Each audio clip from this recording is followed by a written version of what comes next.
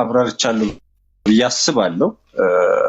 ስለዚህ እኔ አሁን እሱን ምንድነው የምጠይቀው ድንግል ማርያም የወለደችው የትኛውን አምላክ ነው ብዬ ነው የምጠይቀው። ምክንያቱም ወልድን ነው ካለኝ አንዱን አምላክ ወልድን ነው ካለኝ ያልወለደችው ስንት አምላክ አለ እለዋለሁ። ከዛው ሁለት አምላክ አለ ሊለኝ ነው። ሁለት አምላክ ካሉ ስለዚህ መለኮትነት የለም ማለት ነው። ሶስት መለኮት አለ ማለት ነው። ወይንም ደግሞ የጋራ የሚያደርጋቸው ነገር ሻርከው ማለት ነው። ስለዚህ አንዱን አምላክ ወልድን ብቻ ነው የወለደችው ካልከኝ ወልድና መንፈስ ማነው አብና መንፈስ ቅዱስ ያልተወለዱት አካላት ስለዚህ መለኮትነታቸው የጋራ የሚያደርጋቸው ነገር አጠፋው ማለት ነው። ቴንክ ዩ ተኛው ቀጥል።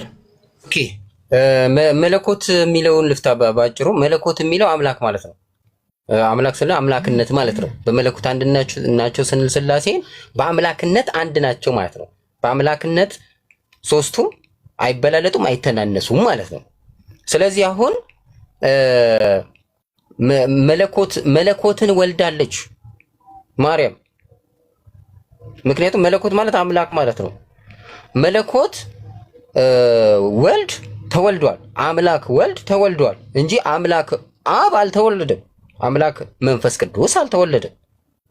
ስለዚህ ምንድነው አሁን በትክክል እንትን ያልተረዳኸው የሚመስለኝ አካልና ባህሪን መለየት አልቻልክም። አካልን እንደ ባህሪ ቆጥረህ እያወራህ ነው። አካል ይቆጠራል። አካላቸው ይቆጠራል። 1 2 3 ተብሎ ይቆጠራል። ባህሪያቸው ግን አንድ ባህሪ ያላቸው ሶስቱም ልባውያን ናቸው፣ ነባቢያን ናቸው፣ ህያዋን ናቸው። ስለዚህ ይሄ ልባዊነት፣ ነባቢነት፣ ህያውነት የሶስቱም ነው። አብም ያስባል ይናገራል፣ ያው ነው። ወልድም ያስባል ይናገራል፣ ያው ነው። መንፈስ ቅዱስም እንዲሁ። ስለዚህ ሙሉ የሆነው አምላክ ወልድ ማሰብ፣ መናገር፣ መተንፈስ የሚችለው ወልድ ነው እኮ የተወለደው። ስለዚህ ይሄ ማሰብ አምላካዊ ሐሳብን ማሰብ መለኮታዊ ባህሪ ነው። ይሄ ባህሪ ለአብም አለው፣ ለወልድም ለመንፈስ ቅዱስም አለው። መናገር የአብም የወልድም የመንፈስ ቅዱስም ባህሪ ነው። ህያውነት፣ መተንፈስ የሶስቱም ባህሪ ነው። ስለዚህ ይሄ ባህሪ ሶስቱም አላቸው። ግን ይሄ ባህሪ ያላቸው ሶስቱ አምላኮች አልተወለዱም። ሶስቱም አልተወለዱም። አንደኛው አምላክ ነው የተወለደው። ስለዚህ መለኮት የሚለውን ቃል ስትጠቀመው ምንም አይገባም። የገባው ሰው ያለ አይመስለኝም። ግን መለኮት ማለት አምላክ ነው። አምላክ ደግሞ ወልድ ነው። አብም ወልድ አምላክ ነው። መንፈስ ቅዱስም አምላክ ነው። ስለዚህ ሙሉ ስልጣን ያለው ወልድ የተባለው አምላክ ሰው ሆኗል። አብና መንፈስ ቅዱስ ግን ሰው አልሆኑም። ይሄንን ማለት ካልቻልክ ምንም በቃ ሚስጥረ ሥላሴን በትክክል ገብተዋል ብዬ ደፍሬ መናገር አልችልምና ይሄኛውን አስተካክለው ነው ብልና እያንዳንዳቸው አምላክ ስለተባሉ አምላክ ሶስት አምላኮች መባል እንደሚቻሉ ማመኑ ነው የሚያዋጣው ነው ማለት። እሺ እውነተኛው 1 ደቂቃ አለ። ጥያቄ ማቅረብ ትችላለህ። የመጨረሻ ጥያቄ። ኦኬ የመጨረሻ ጥያቄ የምጠይቅህ ምን መሰለክ? ለምን ፈራክ? አሁን መለኮት የሚለውን ነግረናል። አምላክ ማለት ነው። የመዝገበ ቃላት ሲፈታ መለኮት ማለት አምላክነት፣ ገዢነት ማለት ነው። ስለዚህ በመለኮት አንድ ናቸው ስትል ሥላሴ በአምላክነት አንድ ናቸው እያልክ ነው። ስለዚህ መለኮት ማለት አምላክ ማለት ነው። ስለዚህ መለኮት የሚለውን ሌላ ትርጉም ሰጥተህ እንትን ባትለውና እንትን ብትለው ጥሩ ነው። ስለዚህ ለምንድን ነው የፈራው? እያንዳንዳቸው አምላክ ተብለው እያንዳንዳቸው አንድ አምላክ ተብለው ሶስት አምላኮች አሉ በአካል ማለትን ለምን ፈራክ? አምላካዊ ስልጣን አንድ መሆኑን ስለምናውቅ አንድ አምላክ እንላቸዋለን። እያንዳንዳቸው ባለስልጣን መሆናቸውን አውቀክ ሶስት ባለስልጣን አሉ ማለትን ምን አስፈራክ? ጥያቄው ይሄ።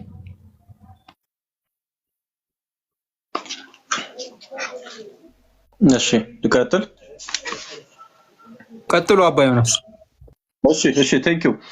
በመጀመሪያ ደረጃ ፈራህ ላልከው፣ አዎ ይሄ የእግዚአብሔር መንግስት በፍርሃትና በጭንቅ ነው ልንቀበለው የሚገባው ማለት ነው። ምክንያቱም ጻድቅ በጭንቅ የሚድን ከሆነ ለኃጢአተኛ ግን ምን መዳረሻ አለው ተብሎ በጴጥሮስ መልእክት ተጽፏል። በጥንቃቄ ከተጻፈው ሳናልፍ መሆን አለበት። አለበለዚያ የእግዚአብሔር መንግስት ቀልድ አይደለም፣ የልጆች ጨዋታ አይደለም። ገብቷል። ኢየሱስ ክርስቶስ ከሶስቱ ቅዱስ አንዱ ቅዱስ መጥቶ የሞተው የተነሳው አብ በሰማይ የሚናገረው መንፈስ ቅዱስ በርግብ አምሳል የሚወርድ ይሄ የህፃን ልጅ ጨዋታ አይደለም። ጥንቃቄ ይፈልጋል። ይሄ መለኮታዊ ሐሳብ ነው። አስቀድሞ ዓለም ከመፈጠሩ በፊት የታሰበ ነው። ስለዚህ ቀልድ አይደለም፣ ሲሪየስ ስለሆነ በጥንቃቄ ነው የምናየው። በጥንቃቄም ስለሆነ ነው መታየት ስላለበት ነው ራሱ እግዚአብሔር ከተጻፈው አትለፍ ብሎ በባሪያው በደቀ መዝሙራት የሚያጽፈው ማለት ከተጻፈው ማለፍ የለብህም። ቅድም ተናግሬህ ነበር። ዮሐንስ ራእይን አልፈታህልኝም። ምን ብዬ አንዳች ቢያጎድል እግዚአብሔር እድሉን ያጎልበታል፣ አንዳች ቢጨምር መቅሰፍት ይጨምርበታል ያለውን አላለፍ እንዲሁ በገርደ ምንድነው በገርማ የሚያልፈዋል። ይሄ ትክክል አይደለም። አንደኛ ነገር። ስለዚህ የፈራሁት ለምንድነው? እግዚአብሔር ነው። እግዚአብሔር በሕያው እግዚአብሔር እጅ መውደቅ አስፈሪ ነው ተብሎ በዕብራውያን መልእክት ላይ ተጽፏል። ስለዚህ ይህንን ጌታ ያልፈራው መለኮትን ካልፈራው ምን እፈራለሁ? ከሱ ካዘዘኝ ለምን እወጣለሁ? እሱ ያዘዘው እኮ እውነት ነው። እኔ መንገድና እውነት ነኝ ይላል። እውነትን እሱ ነው። እሱ ከሆነ እሱ ነው እንጂ የሚያውቀው እኔ አይደለሁም። እውነተኛ አይደለም። እውነተኛው ሳይሆን ራሱ ኢየሱስ ክርስቶስ ነው። ስለዚህ መንገድም እውነትም ሕይወትም እኔ ነኝ፣ በእኔ በቀር ወደ አብ የሚመጣ የለም ብሏል። እሱ የነገረንን ብቻ ነው መከተል ያለብን። በተረፈ አካላት ከየት መጡ ምናምን ለሚለው አብ ወልድ መንፈስ ቅዱስ አብ አንድ አካል፣ ወልድ አንድ አካል፣ መንፈስ ቅዱስ አንድ አካል በተደጋጋሚ ጠቅሼዋለሁ። ለምንድን ነው ታዲያ አንተ ሶስት አምላክ የምትል? ሶስት አምላክ የሚለው አምላክነት የጋራ መለኮታዊ ስልጣናቸው ነው ብያለሁ። ስለዚህ መለኮታዊ ስልጣን የጋራ ነው፣ የየግል አይደለም። አንተም ታምንበታለህ። የየግል ካልሆነ ደግሞ መለኮትነት ወይንም ስልጣን የየግል ካልሆነ የጋራ ከሆነ መግደል፣ መፈወስ፣ ማንሳት ወዘተ ይህን ዓለም መፍጠር ማሳለፍ የጋራ ከሆነ ሶስት አምላክ ሊባለች የጋራን ነገር ለምሳሌ አምላክነት የጋራ ብለህ ሶስት አምላክ ልትል እንዴት ትችላለህ? የጋራ ብለህ ከዛ በኋላ ደግሞ መክፈል ማለት ነው። ለምሳሌ ኤርትራ አገራዊ ምሳሌ ያበዛሁ ይቅርታ። ኤርትራ ኢትዮጵያ ነበረች፣ ተከፈለች። ከዚህ በኋላ ኢትዮጵያ አይደለች። ስለዚህ ልክ አንተ ያደረከው እንደዚህ ነው። ልክ ከፈልከው ማለት ነው። በቃ አምላክነት የጋራ የሚያደርገውን ነገር ከፈልከው። በቃ ኤርትራ አሁን ራሷን የቻለች ሉዓላዊት ሀገር ሆናለች። ስለዚህ ልክ እንደዚህ ሁሉ ማለት ነው አሁን አንተ መለኮትነትን ከፈልከው። አንድ የሚያደርገውን ነገር ኢትዮጵያ አንድ ነበረች ከኤርትራ ጋር። እሺ አባ ዮናስ ጨርሰዋል። ማጠቃለያ 3 ደቂቃ ሰጣችኋለሁ። አይ ቲንክ አባ ዮናስ ማጠቃለያ ጀምሩና እውነተኛው ይጨርሳል ማለት ነው። 3 ደቂቃ አይበቃችሁም? 3 ደቂቃ ያወራችሁት ነገር ክሊር ስለሆነ ኦኬ ይበቃል። በቃ እሺ አባ ዮናስ ይቀጥሉና እውነተኛው ይጨርሳል። እሺ አመሰግናለሁ። ስለዚህ እኔ አሁን እውነተኛው የምናገረው ምንድነው? ይሄ ለምሳሌ መሰረታዊ ስህተት የሚባል ለምሳሌ ፕሮቴስታንቲዝም እከሌ ያማልዳል፣ እከሌ ያማልድም፣ እከሌ ይሰገድለታል፣ እከሌ አይሰገድለት እንደሚለው ቀላል አይደለም።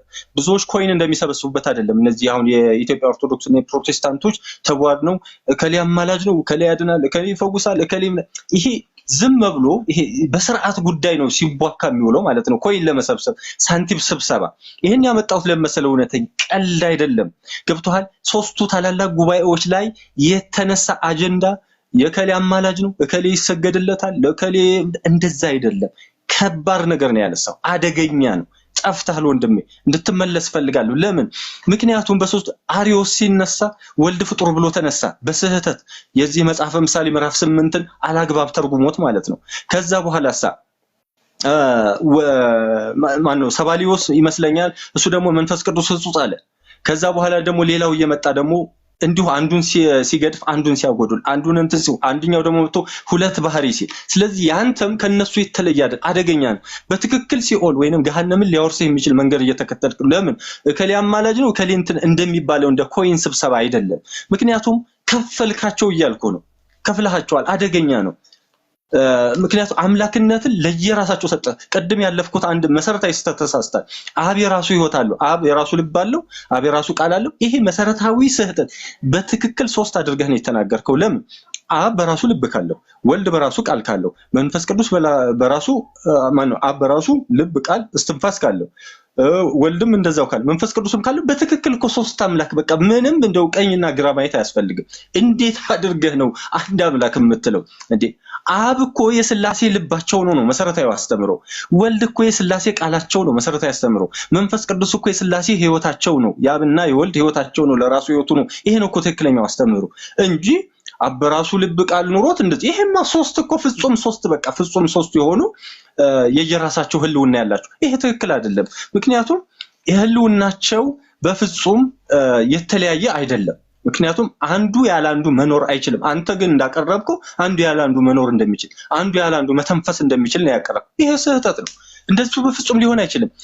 ለምን ማስረጃ በዮሐንስ ወንጌል ላይ ኢየሱስ ክርስቶስ ክብር ለስሙ ይሁንና ምንድነው ያለው? ያለ አባቱ ፈቃድ ምንም ሊያደርግ ያለ ከራሴ አንዳች ላደርግ አይቻለኝም ይላል። ከራሴ አንዳች ላደርግ አይችልም። ከራሱ እንዴት አንድ መለኮት ነው። የአብ ፈቃድ የመንፈስ ቅዱስ ፈቃድ በሌለበት የራሱን ፍላጎት ሊያሟላ ያማ ከሆነማ ኑሮ ክርስቶስ ምን ይል ነበር? አይ የራሴን አደርጋለሁ ወይንም ደግሞ እኔ በራሴ አደረኩ ምናምን ሊል ይችላል። ነገር ግን እንደዛ አይደለም። እያደረገ ያለው ምንድነው? የአብን ፈቃድ የመንፈስ ቅዱስን ፈቃድ የራሱን ፈቃድ ነው የሚያደርገው። ቴንክ ዩ።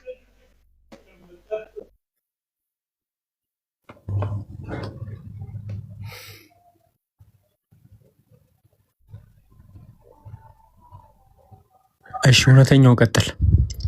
እሺ አመሰግናለሁ። እዚህ ጋር የተናገርኩትን በሌላ መንገድ እንዳይተርጉሙት ያየው ይመስለኛል። መጀመሪያ ተናግሬያለሁ። በአብ ልብነት አስበው በወልድ ቃልነት ተናግረው በመንፈስ ቅዱስ ትንፋስነት ሕያው ሆነው የሚኖሩ ናቸው ብዬ ተናግሬያለሁ። ስለዚህ አብ ያስባል፣ ይናገራል፣ ሕያው ነው፣ ይተነፍሳል አልኩኝ እንጂ ለብቻ ማነው ግላዊ አላረኳቸውም። አብ ሲያስብ በልብነቱ ሲናገር በወልድ ቃልነት፣ ምክንያቱም ወልድ በቃልነት በውስጡ ስላለ፣ ሕያው ሆኖ የሚኖረው ደግሞ በመንፈስ ቅዱስ ትንፋስነት ነው። የመንፈስ ቅዱስ አካል አያስፈልገውም። መንፈስ ቅዱስ ትንፋስ ነው፣ በስትንፋስነት ነው አብ ውስጥ ያለው፣ በአካል ግን ተለይተዋል። ስለዚህ ይህን ቀደም ብዬ ተናግሬያለሁ። ስለዚህ በዚህ መልክ ይሄ ስለሆነ አብ መናገር ይችላል፣ ማሰብ ይችላል፣ መተንፈስ ይችላል ያልኩት ለዛ ነው። ሙሉ ነው ያልኩት ለዛ ነው። ስለዚህ ወልድንም እንደዚህ መንፈስ ቅዱስንም እንደዚህ ያዘልኝ እና ሌላው ደግሞ አሁን አንተ እየተቸገርክ ያለኸው አምላክና አምላክነትን መለየት አልቻልክም። ይኸውልህ አምላክ የሚባሉት አካላት ናቸው። ስለዚህ አካላት ስትቆጥር አምላክ የሚባሉ ሶስት አካላት አሉ። ስለዚህ ሶስት አምላኮች አሉ። አምላክነት ደግሞ አንድ ነው። አምላክነት ማለት ባህሪያቸው የሶስቱ አምላኮች ባህሪ መለኮት ማለት ነው። መለኮታዊ ባህሪያቸው። መለኮታዊ ባህሪ ደግሞ የሚመነጨው በመለኮታዊ ሐሳብ ነው። መለኮታዊ ሐሳብን ማሰብ የሚችል አምላክ ብቻ ነው። ያ ሐሳብ አንድ ነው። ያ አንዱ ሐሳብ ከአንዱ ሐሳብ ስላላቸው አንድ አምላክ ተባሉ። በአምላክነት አንድ አምላክ ተባሉ። አምላኮችን አምላክ ስንት ናቸው ተብለህ አካል ስትቆጥር ግን ሶስት አምላኮች አሉ። ስለዚህ አሁን አንተ አምላክንና አምላክነትን እየቀላቀልክ ነው የምታወራው። ስለዚህ ስንት አምላኮች አሉ ስትባል ሶስት አምላኮች አሉ በአካል። ስንት አምላክ አለ ስትባል አንድ አምላክ አለ ማለት ትችላለህ። አንድ አምላክ አለ የምትለው ግን ምን ቆጥረ ነው? ባህሪ ቆጥረ ነው። የሶስቱን አምላኮች ባህሪያቸውን ቆጥረ ነው። የአምላክነት ባህሪያቸው አንድ ነው። ምክንያቱም አንድ የአምላክ ልብ ስላላቸው በቅጽበት አንድ አምላካዊ ሐሳብ ያስባሉ። ይሄ መለኮታዊ ሐሳብ አንድ አረጋቸው። ስለዚህ ይሄ ባህሪ ሲቆጠር አንድ ናቸው ትላለህ፣ አንድ አምላክ ናቸው ትላለህ። አካል ስትቆጥር ደግሞ ሶስት አምላኮች አሉ። ስለዚህ እየቀላቀልከው ስለሆነ አምላክነትንና አምላክን ላይ እንደዛ ነው የምለው። ሰዓቱ ግን በአንዴ መጫለብኝ 3 ደቂቃ ነው ያስገው እጃ። በጣም እንትን ማለት ስለፈለክ ነው። እሺ አሪፍ ውይይት ነበረ። ጥሩ እንትን ብሏል። ኡስታዝ ሀሳብ ካለክ መቀጠል ትችላለህ ወይ? ታላቁ ሰላም አለይኩም ወራህመቱላሂ ወበረካቱ። ሰላም ወራህመቱላሂ ወበረካቱ። ማሻአላ ጥሩ ውይይት ነበር። አንደኛ ስድድብ የለበትም፣ ሁለተኛ ፐርሰናል አታክ የለውም።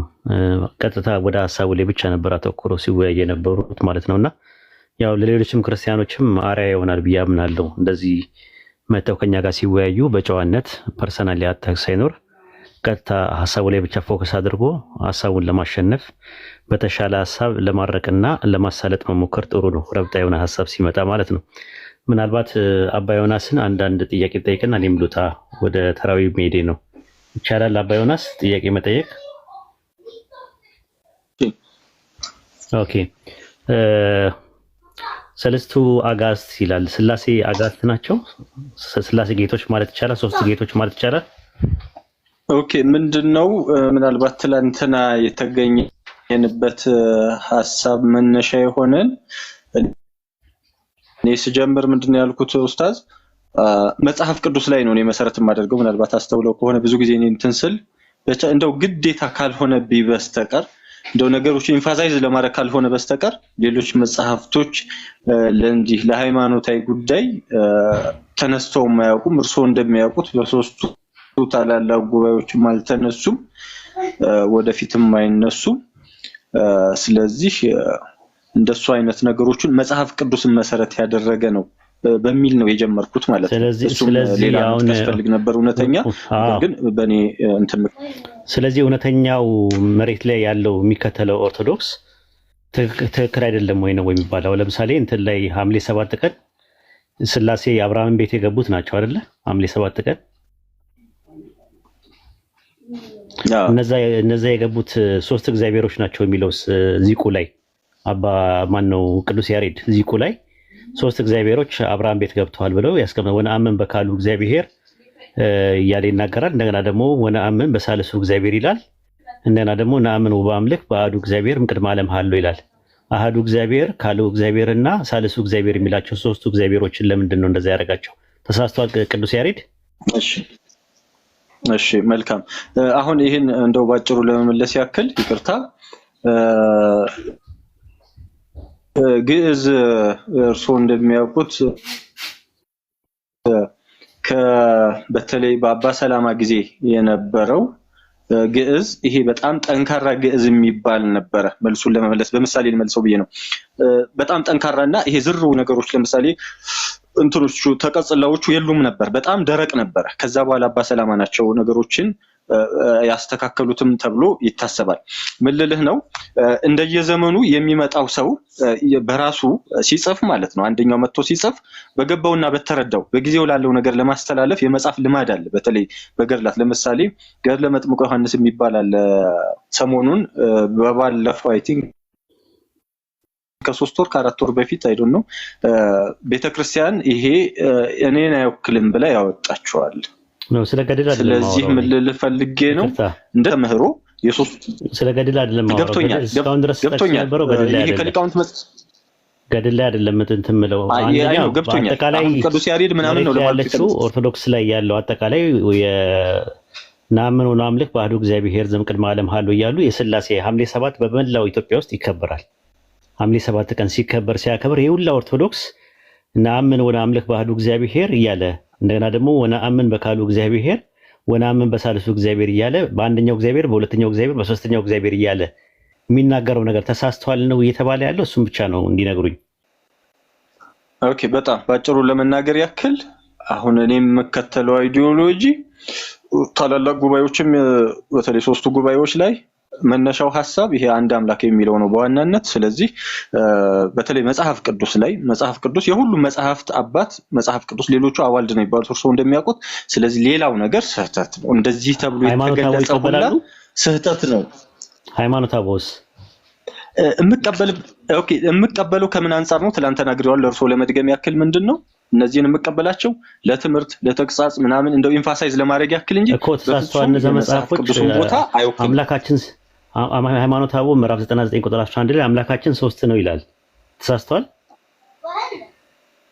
ኦኬ አሁን ምን መሰለህ ግዴታ ምን ያስፈልጋል መሰለ ያንን ለመናገር የፈለገበት ይሄ ሞቲቭ ምንድነው ነው። አሁን እኔ እንደዛ አይነት ዕውቀቱ የለኝም። ያ ጸሐፊ ወይንም ደግሞ የሃይማኖት አበው አንድምታ መምህር አሉ። በነገራችን ላይ ሊቃውንት መጽሐፍ መምህር የሚባሉ አሉ። ስለዚህ አሁን እነዛ ሊተረጉሙት ይችላሉ። እኔ ባለኝ መረዳት ግን እነዚህ ሰዎች አምላካችን ሶስት ነው ሲሉት አካልን ታሳቢና ዋቢ አድርገው ሶስት ካሉት እውነተኛውም አካልን ታሳቢና ዋቢ አድርጎ ሶስት ነው ቢል ምንድነው? በውጭው ዓለም ደግሞ እግዚአብሔር አብ፣ እግዚአብሔር ወልድ፣ እግዚአብሔር መንፈስ ቅዱስ የሚለውን ምን ብለው ነው የሚጠሩት? በውጭው ዓለም በእንግሊዝኛ ምን ብለው ነው የሚጠቀሙት? አባ ዮናስ ፋዘር ሶን እና ሆሊ ስፒሪት ጋድ ዘ ፋዘር ጋድ ነው ብለው የሚሉት። ጋድ ዘ ፋዘር ከድንግል ማርያም የተወለደው የትኛው ነው? ጋድ ዘ ሰን ነው ወይስ ጋድ ዘ ፋዘር ነው ወይስ ጋድ ዘ ሆሊ ስፒሪት ነው? ሶን ነው። ስለዚህ ሁለተኛው ነው። ሁለተኛው አምላክ የሆነው ያልተወለዱ ሁለት ጋድ ዘ ፋዘር እና ጋድ ዘ ሆሊ ስፒሪት አሉ አይደል? ያው ጋድ ማለት በአማርኛ ምንድነው? እግዚአብሔር። ጋድ ማለት በአማርኛ እግዚአብሔር ኖ ጋድ ነው ያልኩት። ጋድ አምላክ ማለት ነው። ስለዚህ የተወለደው ጋድ ዘ ሰን ከሆነ ይሄ ልጅ አሁን እውነተኛው የሚባለው ልጅ የተወለደው ጋድ ዘ ሰን ነው። ያልተወለዱ ደግሞ ጋድ ዘ ፋዘር እና ጋድ ዘ ሆሊ ስፒሪት አሉ ሲሉ በአማርኛ ያልተወለዱ ሁለት አምላኮች አሉ። ማናማ የሚባሉ አብና መንፈስ ቅዱስ። በቃ ይሄ ልጅ ምን ነው ጥፋቱ? ማለት ይሄ ልጅ አሁን እኔ እኮ ትምህርቱን ስላሴ የሚባል ትምህርት እኔ አልቀበልም፣ ግን በትክክል መሬት ላይ ያለውን ነገር ነው እያንጸባረቀ ያለው። እዚህ ሲሆን እኛ ጋር አሁን ለሊት አሁን ዚቅ ላይ የሐምሌ ስላሴ ላይ በደንብ እግዚአብሔር አብ፣ እግዚአብሔር ወልድ፣ እግዚአብሔር መንፈስ ቅዱስ ብላችሁ ለሶስት አጋዕዝተ ዓለም ስላሴ ዓለምን የሚገዙ ጌቶች አሉ፣ ሰለስቱ አጋዕዝት የሚባሉ አሉ፣ ሶስት ጌቶች አሉ፣ ሶስት ነገስታት አሉ እያላችሁ አምላካችን ያለ መለየት ሶስት ነው እያላችሁ መለኮት በአካል ሶስት ነው እያላችሁ እየተናገራችሁ መሬት ላይ ያለውን እንዳለ መጽሐፍቶች አቃጥላችሁ ካላጠፋችሁት በስተቀር ይሄ ልጅ መሬት ላይ ያለውን ይዞ መጥቶ ቲክቶክ ላይ ስላወራ ብቻ ኦርቶዶክስ አይደለም የሚባልበት አግባብ የለውም። እኔ ጨርሻለሁ። ጥያቄያችሁን መጠየቅ ትችላላችሁ። አመሰግናለሁ አባ ዮናስ። ኦኬ እሺ፣ ቴንክ ዩ።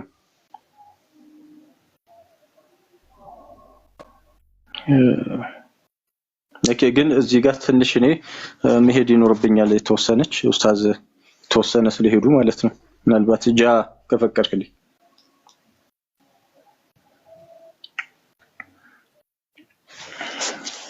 ሰው የለም ነው። እኔ ነኝ። የኔ ኔትወርክ ነው። ኦኬ አይ ቲንክ ጃ ወይ ወጥቷል ወይ ዘወር ብሎ ይሆናል። እሺ ቀጥል ማን ተወሰነች ማለት አለብኝ እና ኡስታዝ ትንሽ ስለሄደ የተወሰነ ማለት አለብኝ። ምንድነው እዚህ ጋር አሁን መሰረታዊ ነገር ቅድም በተደጋጋሚ ተናግሬያለሁ። አምላክ የሚለው ሐሳብ የሶስቱ የአንድነት ወይንም ደግሞ ስልጣን ወይንም ደግሞ የባህሪ መገለጫ የየግል አይደለም ነው። መጠራት ይቻላል። ቅድም በደንብ ነው የሆነ ነገር በጋራ መግለጽ ይቻላል። የየግል ማድረግ ግን አይቻልም። ስለዚህ በዚህ መሰረት አሁን እሱ ይሄንን የጋራ ነገር አምጥቶ ሶስት አደረገው። እውነተኛ ማለት ነው። ሶስት አምላኮች ማለት እንችላለን። ለምን? አብም አምላክ ስለተባለ፣ ወልድም አምላክ መንፈስ ቅዱስም ስለተባለ ተብለዋልና ሶስት አምላኮች መባል ይቻላል አለ። ሶስት አምላኮች ሳይሆን ሶስት አካል ነው መባል የሚቻለው። ምክንያቱም ሶስት አካላት ስላሉ ሶስት አካል መባል ይቻላል። ምክንያቱም ሶስት አካላት አሉና ማለት ነው። አምላክ የሚለው ግን የጋራ ነው። አብ እኮ አምላክ ስለተባለ የራሱ ብቻ ነው ተብሎ አልተጻፈም፣ አልተገለጸም። ወልድ ደግሞ አምላክ ስለተባለ የራሱ ነው አልተባለም። አምላክነት ይሄ ስልጣን ወይ መለኮታዊነት ስለሆነ ማለት ነው። ስለዚህ ኡስታዝ አሁን ለማብራራት የሞከሩት ስለዚህ ያልተወለዱ አምላኮች አሉ ማለት ሶስት አማልክት ያሰኛል። ምክንያቱም ያልተወለዱ ሁለት አካላት ነው ሊያስብል የሚችለው። ያልተወለዱ የአምላክ ሁለት አካላት አሉ ነው የሚያሰኘው። ኦርቶዶክስ ያስተምሮ ያልተወለዱ የአምላክ ሁለት አካላት። ምክንያቱም ይሄ አምላክ የጋራ የባህሪ እንትናቸው ስልጣናቸው ስለሆነ ማለት ነው። ከዚህ በላይ እናንተንም እንዳላደክም ይበቃል። ቴንክ አንድ ጥያቄ ልጠይቅ። ሁለታችሁ መነጋገር ከፈለጋችሁት ኦኬ። አይቺ ብቻ ልበልና ሊድ አባ ዮናስን ብለው አመሰግናለሁ እያልኩኝ ያለሁት ስሉስ ቅዱስ ማለት ምን ማለት ነው ትርጉሙ? አባ ዮናስ ሶስት ቅዱስ። ኦኬ ስሉስ አምላክ ማለት ምን ማለት ነው? ሶስት አምላክ ታዲያ ምንድነው ማለት ያንን ለምን መሬት ላይ ያለውን ነገር ለምን አታስተካክሉትም? ስሉስ ቅዱስ እያላችሁ ሶስት ቅዱስ አለ እያላችሁ ስሉስ አምላክ እያላችሁ ይሄ ነገር መስተካከል አለበት። ከተስተካከለ ይሄ ነገር መስተካከል አለበት። እንዳለ ጽሁፍ መጽሐፍቶቻችሁ በአጠቃላይ እንደዛ ይላሉ። ስሉስ አምላክ ይላል። አሁን በግዕዝ ስለሆነ ብቻ ሶስት ስሉስ ማለት ሶስት ማለት ነው። ሶስት አምላክ ብላችሁ በአማርኛ ሲሆን ዝግንን ይላችኋል። በግዕዝ ሲሆን ግን ችግር የለውም እና ይሄ ነገር ቢታይ ጥሩ ነው ለማለት ፈልጌ ነው። ይቅርታ ከዘጋው በኋላ ተመልሼ ነው መምጣት። እሺ ቢፎር ዛት ከመውጣት በፊት አቃቢ ዋሂድ የእርሶን መጽሐፍ እያነበብኩት ነው። በቅርቡ ሂስ ማድረግ እፈልጋለሁ። እንትን እያነበብኩት ነው እና ከፈቀዱልኝ ሂስ ባደረገው ደስ ይለኛል። አንዳንድ ጥያቄዎች ከዛም ላይ የማውጣቸው ነገሮች አሉኝ። እያየኋቸው አንዳንድ ነገሮች በእኔ በገባኝ መጠን ስህተት ሊሆን ይችላል። እሱን ግን እርሶ ይመልሱልኛል።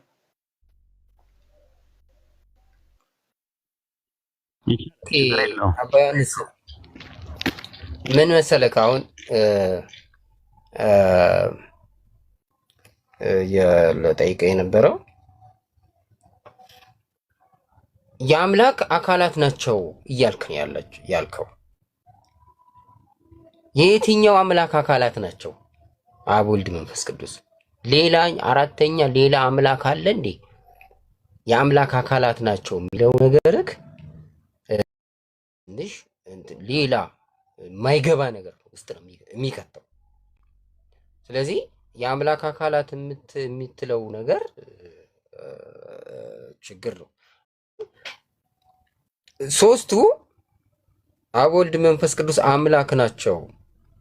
አምላካችን እግዚአብሔር አንድ ነው ስንል አሁን ለምሳሌ ኢሳይያስ ያለው ማለት ነው ግን ዘፍጥረት ላይ ማለት ነው አምላካችን እግዚአብሔር አንድ ነው የሚለው እኮ አብ፣ ወልድ፣ መንፈስ ቅዱስ አንድ ነው እያለ እኮ አብ ወልድ አብ የተባለው አምላክ፣ ወልድ የተባለው አምላክ፣ መንፈስ ቅዱስ የተባሉ አምላኮች አሉ። ሶስቱ አምላኮች አንድ አምላክ ናቸው እኮ እያለ ነው። በሌላ አነጋገር አሁን አንተ የምጠይቅ ምንድን ነው አምላካችን እግዚአብሔር አንድ ነው ሲል አብ፣ ወልድ፣ መንፈስ ቅዱስን ነው እንግዲህ አንድ ነው ያለው። ስለዚህ ምኑን ነው አንድ ነው ያለው? ባጭሩ ይሄን መልስልኝ። አንድ ከዛ ደግሞ አካላት የእያንዳንዳቸው አካላት አምላክ ብለህ ቆጥረ አካል ሲቆጠር አምላክ ሶስት አምላክ ካላገኘክ ባህሪን ብቻ አንድ አምላክ ብለህ መቀጠል ትችላለህ? አሁን አንተ አንድ አምላክ አምላክነትን ቆጥሬ አንድ አምላክ ብቻ ብዬ ዘልቃለሁ እያልክን ያለው እያንዳንዳቸው ግን አካላቶቹ አምላክ ናቸው፣ ሶስት አምላኮች አሉ ማለት ካልቻልክ ብለሃል። ነገሩ እኮ አሁን እኮ አምላክ ካልክ ኦልሬዲ ብለሃል፣ ግን ቃላቱን ሶስት አምላክ ብዬ አልጠቀምም ማለት ነው። እና ምንድነው መጽሐፍ ቅዱስም ሶስት አምላክ አይልም፣ ሶስት አካልም አይልም፣ ግን ሶስት አምላኮች እንዳሉ ነው የሚያሳየው። አሁን ስታስረዳ ማለት ነው እንዴት ነው የምታስረዳው? አሁን ትልቁ ችግር እኮ እዚህ ጋር ነው። እንዴት ነው የምታስረዳው? ቅድም የተወለደ አምላክ አለ፣ ያልተወለደ አምላክ የለም ማለት ካልቻልክ ሶስቱንም ተወልደዋል። አሁን የምትመልስልን ይሄ ነው። ያልተወለዱ ሁለት አምላኮች የሉም ካልክ ሶስቱም ተወልደዋል። እቺን እስቲ ባጭሩ መልሳት።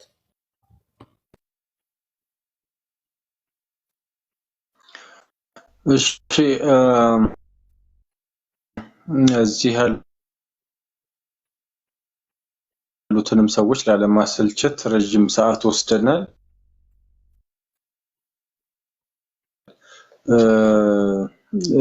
በቂ የሆነ ውይይት ነው ባጭሩችን መልሳትና ይበቃኛል። ግን ለማለት ያክል ብቻ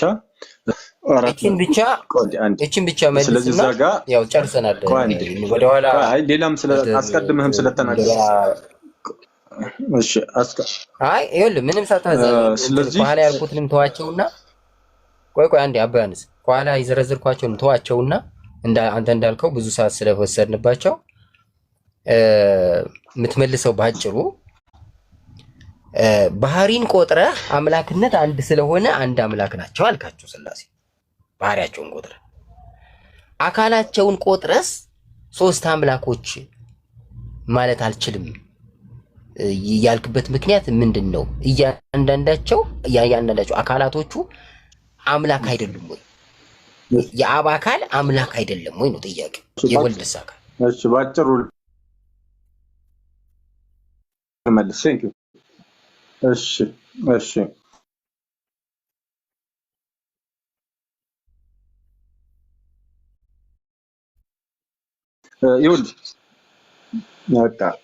ይኸውልህ በቃ ቴንኪው። እሺ፣ ባጭሩ ለመመለስ ያክል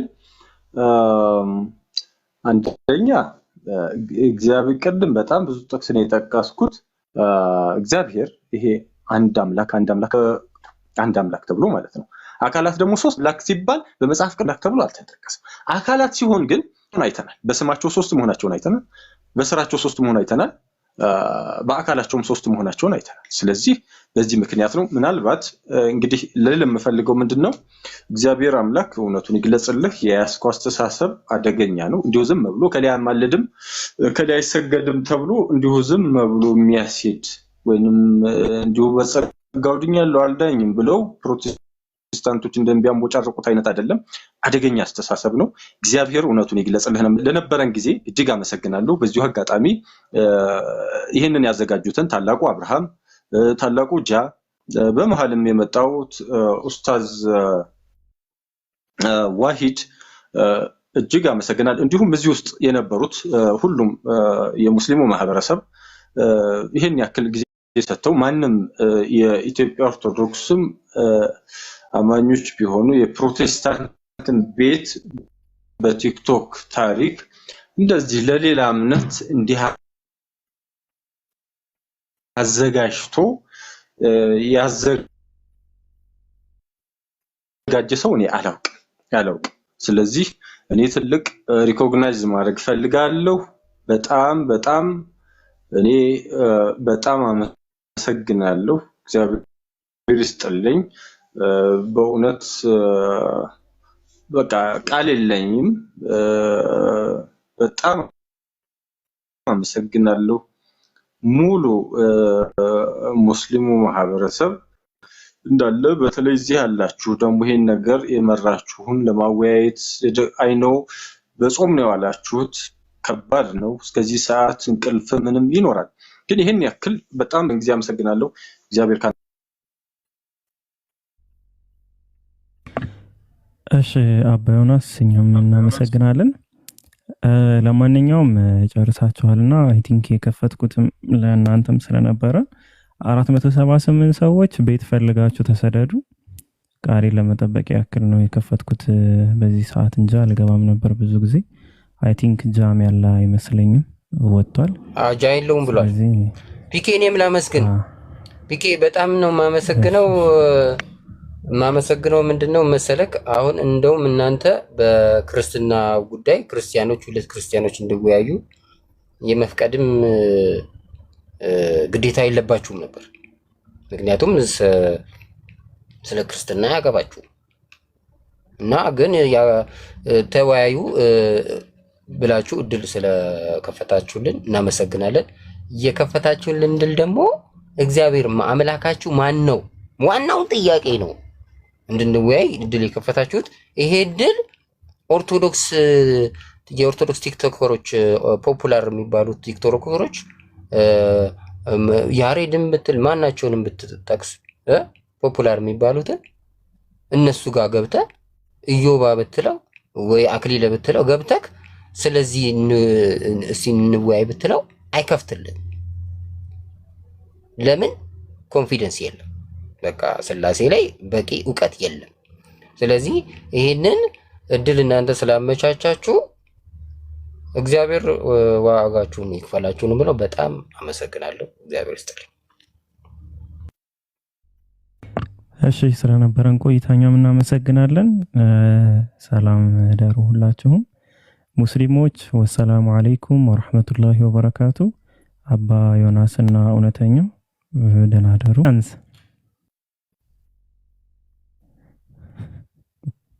ነገሩኝ መፍትሄውን። ኢንድ ነው የሚለው እየሰራልኝ አይደለም።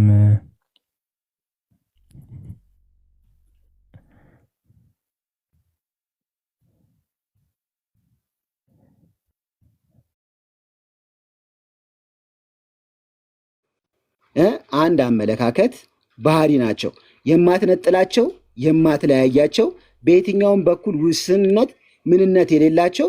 ሶስትም ቢሉ ከስር ደግሞ ምን ይልልሃል? መልሱን ደግሞ እዛው ታገኘዋለህ። ዝቅ ስትልም ደግሞ ምን ይልልሃል? ሶስት አካል አንድ አምሳል ናቸው ይልልሃል። አንተ የመጀመሪያዋን 23ኛዋን አረ ቆይ አትበል እንዴ! ቀኑን ሙሉ ማውራት ነው እንደምትፈልገው? አንዴ እኔ አሁን የጠየቀው ጥያቄ እዚህ ጋር አይደለም። እኔ 23 24 25 26 አይደለም ጥያቄ የተነሳብኝ አንቀጽ 23 ላይ ያለው ነው። ቁጥር 23 ላይ የትእዛዛቸው ባህሪ አንድ የሆነ ሶስት ጌቶች ናቸው። ምን አለ? ሶስት አለ። አሁን ሶስት የተባለው በአካል ነው እንዳትልም ጌቶች ናቸው አለ። ጌትነት የምን ባህሪ ነው? የአካል ወይስ ደግሞ የባህሪ ሲል ባህሪ ነው አልከኝ። ጌትነት አይደለ? ስለዚህ ባህሪ ከሆነ እዚህ ጋር አመለካከት አንድ ባህሪ ከተባለ እዚህ ጋር አንድ ባህሪ ከተባለ ባህሪያቸው አንድ ከሆነ እዚህ ጋር ደግሞ ጌትነት ደግሞ የባህሪ ከሆነ እዚህ ጋር ሶስት ጌቶች ለምን ተባለ? ለምን አንድ ጌታ አልተባለም ነው ጥያቄ። አሁን ሶስት ጌቶችን ታመልካለች አልታም? ሶስት ጌቶች ወዳጄ፣ ሶስት ጌቶች ለሚለው ሶስት ጌቶች ናቸው ለሚለው እንደዛ ከሆነ እሺ፣ እንደዛ ከሆነ ለምን እዚህ ጋር በሶስት ነው ከታች ሶስት አካል አንድ አምሳል ናቸው ለምን አለ? እሱ አይደለም አንተ ያልገባ። ቆይ ለጥያቄ እንዲያመቻችልህ ማለት ሌሎቹን ለማወናበል ማለት ሌሎቹን ለማወናበል ከሆነ ትችላለህ። ነገር ግን ሶስት ባህሪ ሶስት ጌቶች ናቸው የሚለውን ብቻ ይዘህ ከስር ላይ እሺ ታች ሶስት አካል የሚለውን ለምን እንደዛ አላልከው? እሱ አላለማ የላለውን ለምን እላለሁ? የተጻፈው ከታች ይልል የለ እንዴ? 25 ላይ ይልል የለ እንዴ? ሶስት አካል አንድ አምሳል ናቸው ይላል እኮ። አዎ ይላል። እሱ ምን ይሁን እና ታዲያ ምን ይሁን? እሱን እሺ እንፍታልኝ። እሺ ይሄንን እሺ ምን ይሄን ፍታ። አሁን እዛ ጋር ብቻ አንተ 23 ላይ ይዘህ 25 ላይ ያለውን አይ ትክክል አይደለም ብለህ የምትል ከሆነ ሶስት አካል አንድ አምሳል ናቸው የሚለው ለምን አልጠየቅም? እኔ ትክክል አይደለም ብያለሁ ወዳጅ። እሺ አንዴ ጥያቄ መጠየቅ እችላለሁ? ብራዘር ሺህ ጥያቄ ትጠይቃለህ። አሁን የጠየቀው ጥያቄ እኔ ጥያቄ መጠየቅ የምችል ከሆነ ለመሰለ አንተ በፈለግከው መንገድ ጥያቄህን ብቻ በፈለግከው መንገድ እየጠየቅ የራስህ ብቻ መልስ እንዲመለስልህ አትፈልግ። እኔ ስናገር የእኔ ትክክል አይደለም እኔ አልገባኝም ብለህ ደግሞ ስትናገር ሲነገር ደግሞ የራስህን ብቻ ለምንትን ለማለት አትሞክር። በረመዳን ወቅት ሴት ልጆች ምን ብለህ መለስከልኝ? አሁን ይሄንን ሲያዩ የተረገሙ ናቸው ይላል። ያንን እንዴት ማለት ምን አልከኝ? ምንድን ነው ያልከው? በረመዳን ወቅት ሴት ልጅ ማኒስትሬሽን ካየች የተረገመች ናት ወይም ደግሞ ወደ ገነት ወደ ጀሃነም ወደ ምንድነው ስሙ ወደ ገነት አትገባም የሚል አስተምሮ አለው ሙስሊም። እና እሱን እንዴት ታያዋለህ ስለ ሴት ልጆች? እሺ ጥሩ ጥያቄ ነው የጠየቀው። ቆይ አንዴ። ስለዚህ አሁን እዚህ ጋር መልስ የለም። ሶስት ጌቶችን ታመልካለህ እኮ መልስልኛ። እመልስልሃለሁ እኮ ሶስት ጌቶችን ታመልካለህ። ይሄን ርዕስ እንዝጋው አንዴ።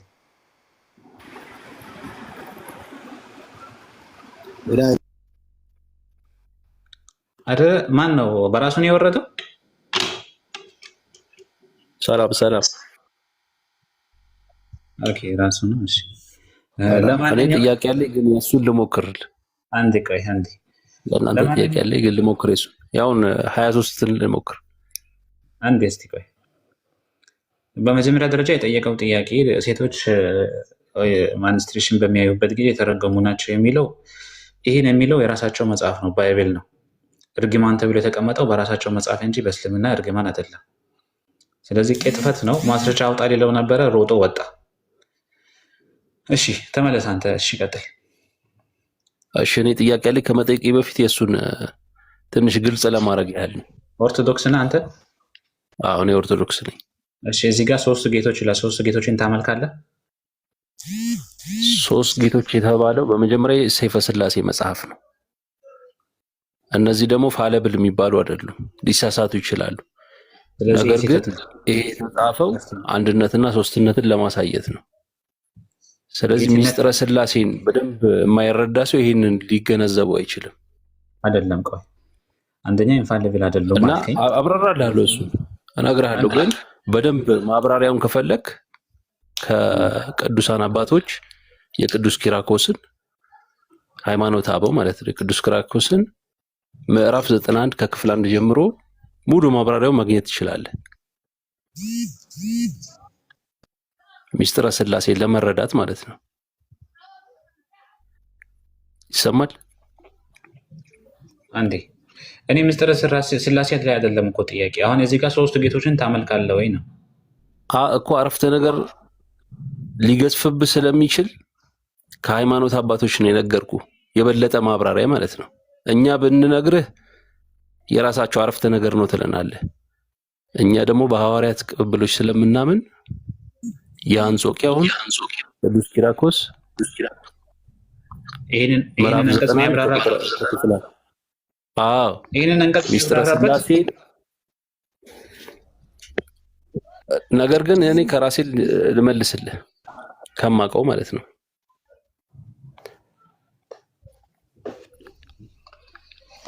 ያ አላህ እኔ የጠየኩት ጥያቄ ምንድን ነው ብራዘር? ይሄንን አሁን ሶስት ጌቶችን ታመልካለህ ወይ አታመልክም? ስላንተ ነው ፐርሰናሊ ስላንተ ነው የጠየኩህ። ሶስት አምላክ አንልም እያልኩ እኮ ነው። ሚስጥረ ስላሴ ይላል ሶስት ጌቶች ይላል። እሺ ምን ላደርገው? በስህተት ነው ሶስት ጌቶች ያለው በስም በአካል በግብር ያለውን ለማስረዳት ሶስትነትን ለማሳየት የተጻፈ ነው።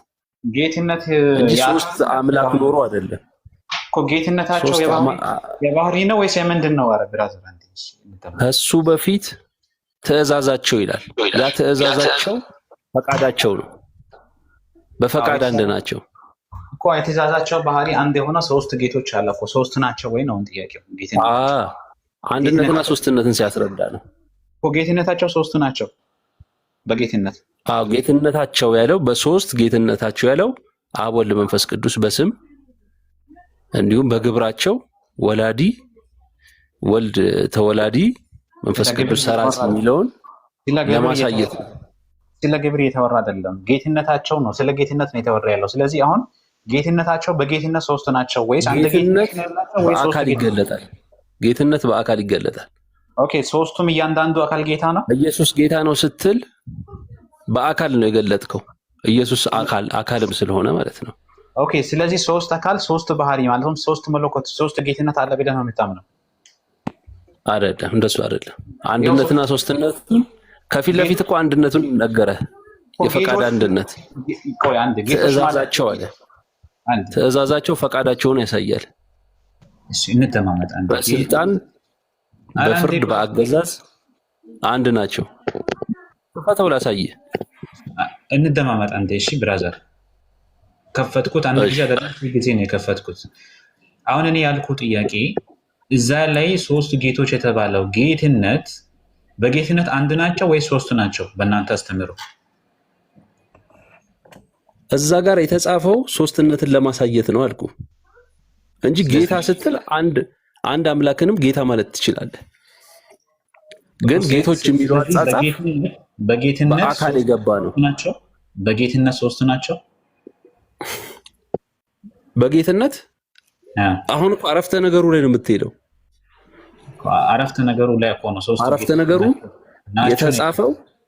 የተጻፈው መጀመሪያ ባህሪ ማን ነው? በእናት ቆይት ታው እሺ ሚውት አድርግ አንተ። ማን ስሪያ ነው ማን ነው? ሚውት አድርግ እሺ። ለማንኛውም የሚበቃኝ መልሻለሁ። ልጠይቅ ጥያቄ የበለጠ ማብራሪያ የአንጾኪያው ቅዱስ ኪራኮስ ምዕራፍ 91 ክፍል 1 ክፈተውን። ይህን አንቀጽ ያብራራበት ከሆነ ክፈተው።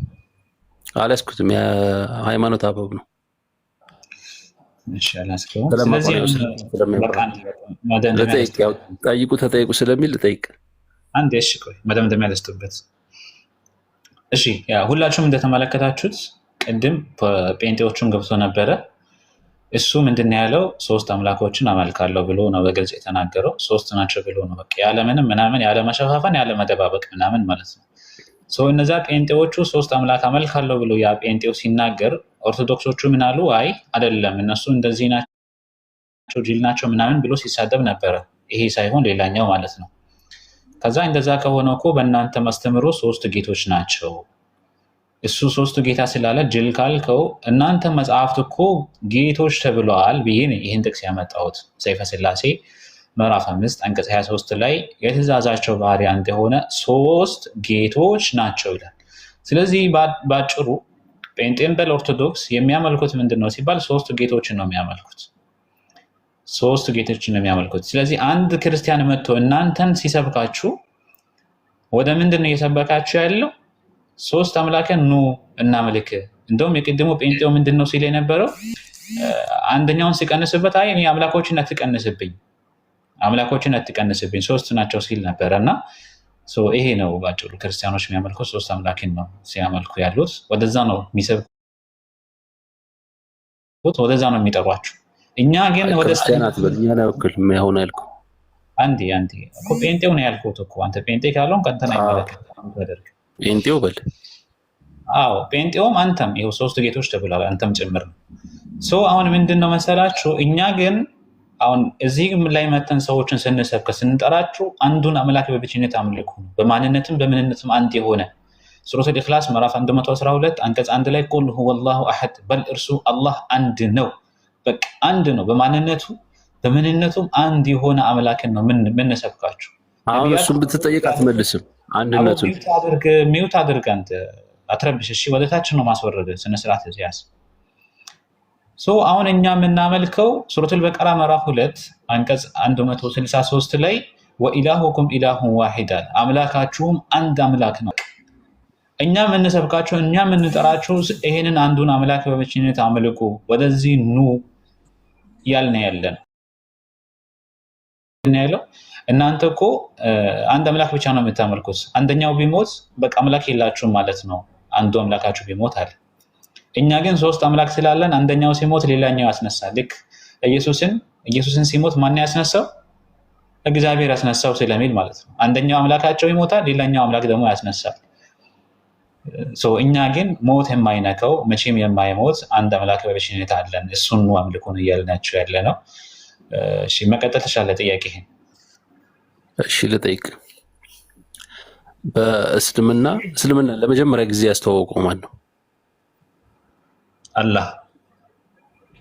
አላህ መጥቶ ነበር ወደ ምድር ለማስተዋወቅ። አላህ ራሱ መምጣት አይጠበቅበትም እኮ። ለመጀመሪያ ጊዜ ቁርአንን ያስተዋወቀው አላህ የሚባል አምላክ እንዳለ ያስተዋወቀው ለመጀመሪያ ጊዜ ማን ነው? አላህ ራሱ። ኦኬ፣ ስለዚህ አልወረደም ማለት ነው። ቁርአን ራሱ አላህ ነው ማለት ነው ያወራው። ምንድን ነው አልወረደም የምትለኝ? ቁርአን ለነቢዩ መሐመድ የተሰጠ ነው ብራዘር። የዛሬ 1400 የወረደ ነው ቁርአንና አላህን ያስተዋወቀ አላህ የሚባል አምላክ እንዳለ ያስተዋወቀው መሐመድ ነው ማለት ነው። ኧረ አንዴ እስቲ ተረጋጋ እሺ። እኛ ነቢዩ መሐመድ የመጀመሪያ ነቢይ ነው ብለን ነው የምናምነው ወይስ የመደምደሚያ ነቢይ ነው ብለን ነው የምናምነው ብራዘር? እናንተ የጻፋችሁን አላህ ከመሐመድ በፊት የተናገራለ? የጠየኩን መልስልኝ። እኛ ነቢዩ መሐመድ የመጀመሪያ ነቢይ ናቸው ወይስ የመደምደሚያ ነቢይ ናቸው ብለን ነው የምናምነው ነው ጥያቄ ነው የጠየኩ። እናንተ የመጨረሻ ነቢይ ብላችሁ ነው የምታምኑት። ከዛ በፊት ነቢያት ነበሩ ብለን አናምነው? ከዛ በፊት ነቢያት ነበሩ ብላችሁ ታምናላችሁ። ነገር ግን እስልምና የጀመረው መች ነው? በመሐመድ ነው። አንዴ አይደለም።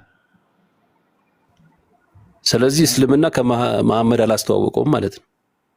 ነቢዩ መሐመድም አስተዋውቆታል። ከዛም በፊት የነበሩ ነቢያት አስተዋውቆታል። ነቢዩ መሐመድ ብቻ አይደለም። ለምሳሌ አብርሃም፣ ሙሴ፣ እነ ኖህ አስተዋውቆታል። ማስረጃ አለ ስለሱ? አብርሃም እስልምናን ስላስተዋወቀ? አዎ አለኝ። መሐመድ ይመጣል ብሏል አብርሃም? ልክፈትልህ? ከቁርአንማ ከከፈትክ መሐመድ ሊሆን ነው ያስተዋወቀው። ለመሐመድ ነው የወረደው ቁርአን። ቆይ አንዴ ነብያችሁ በለሺ፣ ነብያችሁ መሐመድ በለሺ። መሐመድ እንደምጡ ብዙ መሐመዶች ስላሉ ስለየትኛው መሐመድ እንደምታወራ አናውቅም። ስለዚህ አሁን ቁርአን ጋር ከሄድክ ቁርአንን ያስተዋወቀው መሐመድ ነው። ስለዚህ ከቁርአን ላይ እነሱን ልታመጣ አትችልም ማለት አትችልም ስትል እንዴት ማለት? አሁን ለምሳሌ ኦሪት ዘፍጥረት ቁርአን ለአብርሃም ወርዷል። ቁርአን ወይ ለሙሴ ያልገባ ነገር አለ። አንድ ያናብጥ እኛ እየተጻፈ የመጣ ነገር ነው ቁርአን ወይስ በአንድ ቀን የወረደ ነው? በቃል የወረደ ነው። ቀስ በቀስ በቃል የወረደ ነው። ከነ ኖህ ጀምሮ ማለት ነው? አይደለም፣ ለመሐመድ ነው የወረደው። እሺ ላስረዳ ብራዘር። ምን መሰለ፣ በእኛ በእስልምና አስተምሮ ከአዳም ጀምሮ አዳም ራሱ ነብይ ነው። ከአዳም ጀምሮ ነቢያት አሉ። እነ ኖህ አሉ፣ እነ አብርሃም አለ፣ እነ ያዕቆብ የመሳሰሉ ነቢያት በእኛ በእስልምና አስተምሮ ነብይ ናቸው። እነዚህ ነቢያት ሲላኩ ደግሞ መጽሐፍ ይሰጣቸዋል። በተላኩበት ጊዜ ህዝቡን የሚያስተምሩበት ማለት ነው። ፎር ኤግዛምፕል ለምሳሌ ዳውድ ይባላል በእኛ በስተምሮ። ስለዚህ ምን የሚባል መጽሐፍ ተሰጥቶታል? ዘቡር የሚል መጽሐፍ ተሰጥቶት ነበረ። ለሙሴ ደግሞ ተውራት የሚባል መጽሐፍ ተሰጥቶት ነበረ። ለኢሳ ወይም ደግሞ ለኢየሱስ ደግሞ ኢንጂል የሚባል መጽሐፍ ተሰጥቶት ነበረ። ለነቢዩ መሐመድ ደግሞ ቁርአን የሚባል መጽሐፍ ተሰጥቷቸዋል። ስለዚህ ቁርአን ለነቢዩ መሐመድ ሰለላሁ ዐለይሂ ወሰለም የተሰጠ መጽሐፍ ነው። ለአብርሃም መጽሐፍ ተሰጥቶታል። ለሙሳ መጽሐፍ ተሰጥቶታል። ለሁሉም ነቢያት እነዚያ ነቢያት በሚመጡበት ጊዜ ህዝቡን የሚያስተምሩበት መለኮታዊ ራእይ ግልጠት መለኮት ይገለጥላቸዋል። ህዝቡን የሚመሩበት ይህን አድርግ ይህን አታድርግ የሚል ህግ ይሰጣቸዋል። ስለዚህ ነቢዩ መሐመድ ደግሞ የመደምደሚያ ነቢይ ከነዚያ ነቢያት በኋላ የመጡ ስለሆኑ ቁርአን ተሰጥቷቸዋል። በዛ ያ መመሪያችን ነው ማለት ነው። ስለዚህ አሁን ማን ነበረ ማለትም አብርሃም ሙስሊም ነበረ ወይ ካልከኝ አላህን ሰብኮ ነበር ወይ እስልምናን ሰብኮ ነበር ወይ እሱ ራሱ ሙስሊም ነበር ወይ ካልከኝ አዎ ነው። ማስረጃ ከፈለክ ካልክ ደግሞ ከቁርአን ውጪ ነው ማስረጃ የምታመጣው። በአብርሃም ጊዜ ስላልነበረ ማለት ነው ቁርአን። ኦኬ በአብርሃም ጊዜ ቁርአን አልነበረም ማለት አላህ አልነበረም ማለት ቁርአን ለመሐመድ ነው የወረደው አልከኝ እኮ ራስህ። ኦኬ እሺ በቃ እሺ እንዲገባ በምሳሌ ማቴዎስ 13:13 ላይ እያዩም ስለማያዩ እየሰሙም ስለማይሰሙ ስለማያስታውሉ በምሳሌ ነግራቸዋለሁ። በምሳሌ ልንገርህ። ኦሪት ዘፍጥረት ላይ እግዚአብሔር ሰማይና ምድርን ፈጠረ ብሎ የሚነግረን ሙሴ ነው ወይስ አይደለም? ወደኛማ መምጣት አትችልም። አሁን የራስህን ይዘህ መልስ። ደበል ስታንዳርድ ነው እኮ መለስኩልህ። አልገባህም። እንዲገባ ደግሞ በምሳሌ መስጠት አለብኝ። አሁን ለምሳሌ ነው።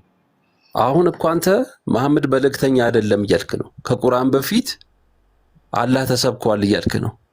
የአላህ ቃል ነበር እያልክ ነው። እሱን እንዲሰጥህ ማስረጃ ደግሞ ከቁርአን ልስጥህ ስልህ ከቁርአን አልፈልግም አልከኝ። ምክንያቱም ቁርአን የመጣው ከቁርአን ቤት ልታመጣ ትችላለህ። በመሐመድ ጊዜ የወረደ ነው እኮ። አንዴ እሺ አሁን ተረጋጋ። እሺ ላስረዳየው። መረዳት አይደለ የምትፈልገው? የጠየቀውን ጥያቄ መረዳት ከሆነ የምትፈልገው ላስረዳ። አሁን ለምሳሌ ኦሪት ዘፍጥረት ላይ እግዚአብሔር ሰማይና ምድርን ፈጠረ ብሎ የሚነግረን ሙሴ ነው ወይስ አይደለም? ብራዘር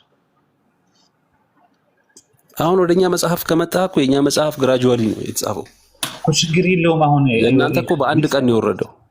ገብቶኛል። ችግር የለውም። አሁን እስልምና የሚመሰረተውም ደግሞ ቁርአን ላይ ነው። ስፔሲፊክ ስለ ዘፍጥረት ብቻ ነው የጠየቅኩህ ያለው። ዘፍጥረት ላይ ሰማይና ምድር ተፈጠረ ምናምን እያለ ብርሃንም ይሆናል ብርሃን ሆነ የሚለው አሁን ዘፍጥረት ጋር ብትሄድ መልሱን አታገኘውም። እኔ ለመጀመሪያ ጊዜ ያስተዋወቀው ማን ነው እኮ አይደለማ። እኔ እዛ ላይ መልስ ልሰጥ አይደለም ምሳሌ ነው አልኩህ እኮ። ለምን ፈራኸው? አየህ መልስ እንደሚመልስልህ ስላወቅህ ነው እየሸሸ ያለው። የቁርአን ምሳሌ እዛ ሄድማ ወደኋላ እኮ አይደለማ። 1400 ዓመት እኮ ነው ቁርአን። አንተ ማማይና ደብል ስታንዳርድ ሳመጣለህ በአንተ እምነት መሰረት ነው ማመጣለህ። ገብቶሃል? ደብል ስታንዳርድ እኮ የጊዜ ልዩነት አለው እኮ ገብቶኛል እኮ። ዘመን ያለ ነው ደብል ስታንዳርድ እኮ። ላሳየህ እኮ ነው እሱን ራሱ ላሳየህ እኮ ነው። እሱን ላሳየህ ነው። አሁን የጠየቀው ጥያቄ ምን እስልምናን ያስተዋወቀውን አታውቀውም ማለት ነው? አንዴ በቃ እሺ። ማን እንደጀመረው አታውቀውም? አረ ተረጋጋ እንዴ። አላህን የሰጠው የሰው ልጅ ቀላል መልስ ነው ብዬ ነው። አረ ችግር የለውም ብራዘር፣ አንዴ ተረጋጋ እሺ። አሁን የጠየቀው ጥያቄ ምንድን ነው? እስልምናን የሰበከ ከነቢዩ መሐመድ ሰለላሁ በፊት ወይም አላህን የሰበከ ማስረጃ ሰጠኝ አልከኝ። እኔ ደግሞ ማስረጃ ልስጥህ። ለምሳሌ አንዴ አልጨረስኩም። እሺ አታወራ፣ ሚውት አደርግ። እኔ ደግሞ ምንድን ነው ያልኩህ? ነቢዩ መሐመድ ሰለላሁ ዐለይሂ ወሰለም አይደለም የእስልምና መስራች። ከዛም በፊት የነበሩ እነ አብርሃም፣ እነ ሉጥ፣ እነ ኖህ ነበሩ፣ ሙስሊም ነበሩ አልኩህ። ማስረጃ ልስጥህ ስልህ ከእነሱ መጽሐፍ ማምጣት አልቻልኩም። አረ ሚውት አድርግ አንዴ ቆይ እንዴ። ከዛ በኋላ ምንድን ነው ያልከው? ከቁርአን ልስጥህ ስልህ ቁርአን እኮ በዛ ጊዜ አልነበረም፣ ስለነሱ ማውራት አይችልም አልክ። እንደዛ ከሆነ አሁን ደበል ስታንዳርድ ልጠይቅህና ማለት ምሳሌ ልስጥህና ዘፍጥረት ላይ ያለውን እግዚአብሔር ሰማይና ምድርን ፈጠረ ብሎ የሚነግረን ሙሴ በዛ ጊዜ ሰማይና ምድር ሲፈጠሩ በዓይኑ አይቶ ነበረን? በቦታው ነበረ? ይህንን ከመለስከልኝ ወላሂ በቃ ጥያቄ እዛው ተመለሰ ማለት ነው። ቀጥል። ሙሴ በዛ ጊዜ እያየ ነበረ እግዚአብሔር ሲፈጥር? ይህንን ጻፈልን?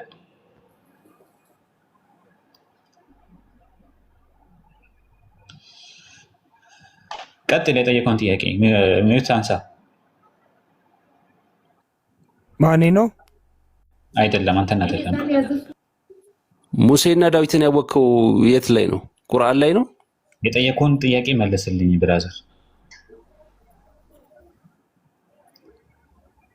ዘመኑ አይገናኝም አልኩህ እኮ ዘመኑ አይገናኝማ እኮ። ሙሴ ያንን ነገር ሰማይና ምድር ተፈጠረ ብሎ ሲናገር ሙሴ ነበረ በዛ ዘመን ሰማይና ምድር ሲፈጠሩ? ስለዚህ ሙሴ ነው የጀመረው ብለህ ነው የምታምነው እስልምናን? ኧረ እሱን አይደለም ምሳሌ ነው ያመጣሁልህ። የጠየኩህን መልስ። በምሳሌ እንዴት ይመለሳል? አይቷል። አሁን ሙሴ ዘመኑም አንድ አይደለም። ቁርአን የወረደ ነው፣ መጽሐፍ ቅዱስ ግራጁዋሊ የተጻፈ ነው። ሰማራይዝ አድርጌ ልንገርህና ከዛ በኋላ አሁን ከመለስክ ትመለሳለህ። ስለዚህ መሐመድ አልጀመረውም ያልክ ነው ማለት ነው። እስልምና መሐመድ አልጀመረውም። እሱ አይደለም የጀመረው። አሁን እሺ ልንገርህ። ስለዚህ ቁርአን መሰረት አይደለም ማለት ነው እስልምና። ኧረ እስኪ ሚውት አድርገህ አትረብሸኝ እንዴ! ኢንተራክት አታድርገኝ ሳወራ። መውረድ ከፈለክ መውረድ ትችላለህ። መረዳት ከፈለክ እንደማመጥ። አንዴ እሺ ተረጋጋ። አሁን ምንድን ያልከው ያለሁት እነዚያ ሰዎች ማለትም አብርሃም፣ እነ ሙሴ፣ ሌሎቹም ሙስሊም እንደነበሩ የነገረን አላህ ነው።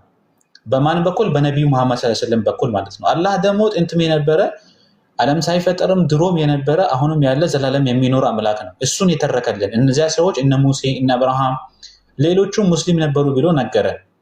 ይህንን መሐመድ ማለት ነው። አንዴ ይህንን አምኜ አልቀበልም ካልክ በተመሳሳይ መልኩ ሙሴ ሰማይና ምድር ሲፈጠሩ አልነበረም በቦታው። ነገር ግን እግዚአብሔር የነገረውን ነገር ነው መጥቶ የነገረን ያለው። እንደዛ ከሆነ አንተ መቀበል የለብህም ማለት ነው ዘፍጥረትን። ይቀጥል። መሐመድ አላህ የነገረን ያልከው አይደለ? አዎ። የእስልምና መሰረት ደግሞ ቁርአን ነው አይደለም? መሰረቱ ቁርአን አይደለም? አዎ። በጣም ጥሩ። ስለዚህ መሰረት የሌለው እምነት ነው ማለት ነው።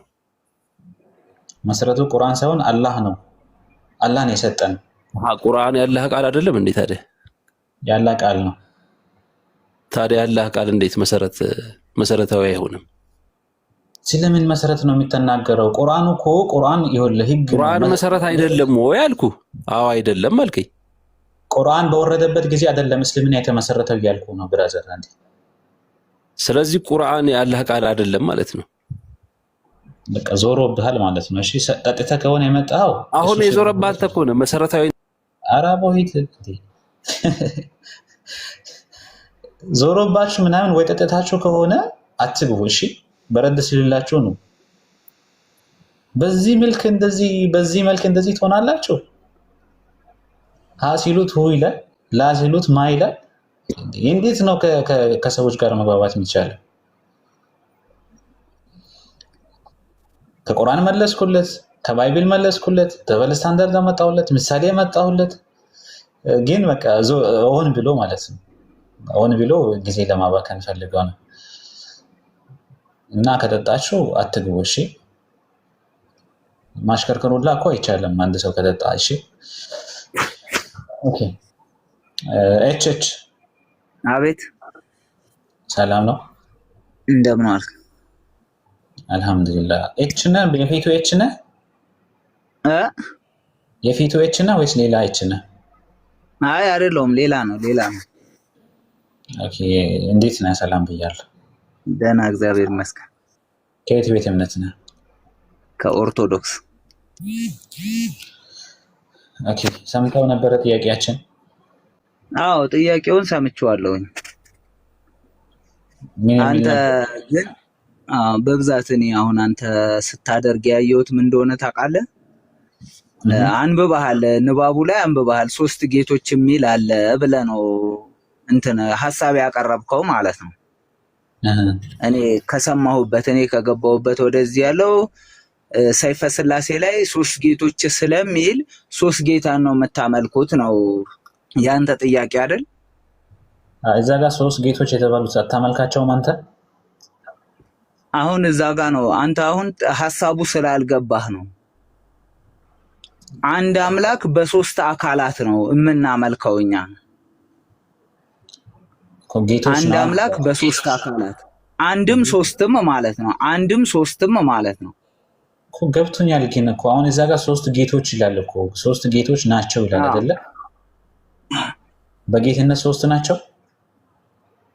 ምን መሰለህ አንተ ያልገባህ እዛ ጋር አሁን ለምሳሌ እግዚአብሔርን አንድም ሶስትም ነው ካልነው ጌታ ካልክ እነዛም በአካል ሶስቱ ያሉትን ጌታ ማለት ትችላለህ ለየብቻቸው ማለት ነው።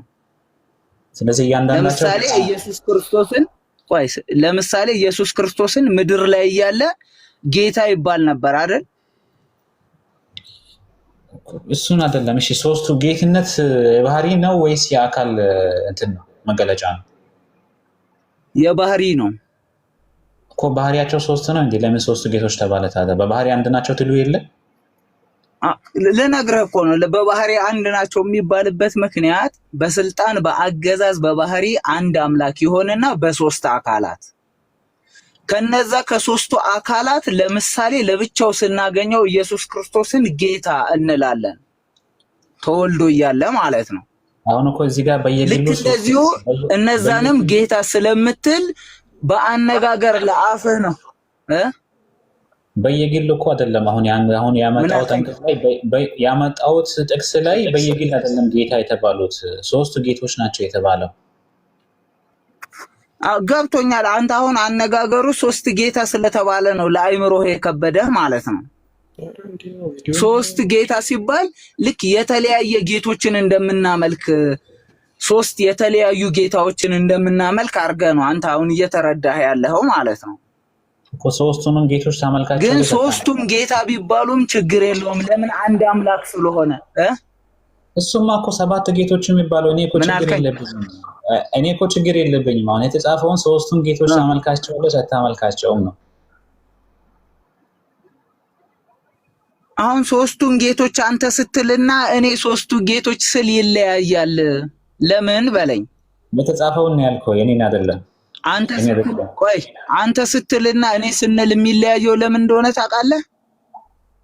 እኔ በባህሪም ጌታ አንድ አምላክ እንደሆነ ስለማስብ፣ አንተ ግን ሶስት ጌታ ሲባል ሶስት ለብቻቸው ቁጭ ያሉ የየራሱ የሆነ ነገር ስለሚመስልህ ነው። ሶስትማ ሶስት ናቸው እኮ ሶስት አካላት አይደሉም እንደ ቁጭማ ያሉ እኮ ናቸው። በአካል ሶስት ናቸው። አንተ ግን በባህሪም ራሱ ሶስት ናቸው ብሎ በማመን ሜንታሊቲ ነው እየጠየቅ ያለው ማለት ነው እኮ። እዚህ ጋር ሶስት እኔ ግን ጌትነታቸው የባህሪ ይሄ ጌታ የተባለው ጌቶች የተባለው ባህሪያቸውን ለመግለጽ አይደል እንዴ ጌቶች የተባሉት? አይደለም፣ በባህሪ አንድ አምላክ ነው። አንድ አምላክ በሶስት አካላት ነው የሚሆነው። አንድ አምላክ በሶስት አካላት። ይኸውልህ የተጻፈው ላይ ለምን ትኩረት አታደርግም? ያንተ ማይንድ ላይ ያለውን እምነት ሳይሆን መንገር ያለበት የተጻፈው ላይ ለማውራት ሞክር። ለኔ እኮ ልክ ነው ቃሉ፣ ለኔ ልክ ስለሆነ ነው አንተን የሚረብሽህ። ምክንያቱ አንተ ሶስት ጌቶች ሲል ለብቻቸው ቁጭ ያሉ ሶስት ጌታ በአይምሮ ስለምታስብ ነው። እኔ ግን እነዛ ሶስቱ አካላት በባህሪ አንድ ስለሆኑ የአንድነትን ባህሪ ስለምረዳ በዛ አንድ ሶስት የተባሉት ምን ተቆጥሮ ነው ሶስት የተባለው? እዚህ ጋር አብ ወልድ መንፈስ ቅዱስ ሶስት አካላት ይባላል። ምን ተቆጥሮ ነው ሶስት የተባለው ነው ያልከው? ቀጥታ መልስ። እሺ ምን ተቆጥሮ ማለት አካላት ሶስት አካላት አልኩ።